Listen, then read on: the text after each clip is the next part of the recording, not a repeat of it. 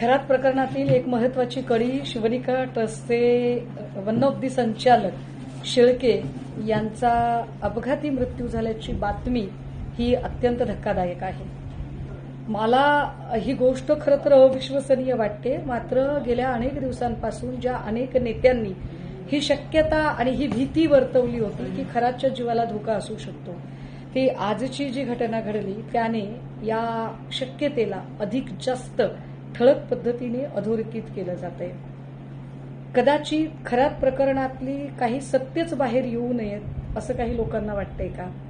आणि असं असेल आणि तरीही SIT अजूनही तपासाची गती वाढवत नसेल आणि या लोकांच्या चौकशा होत नसतील तर अजून जास्त संशयाचं धुकं वाढत चाललंय.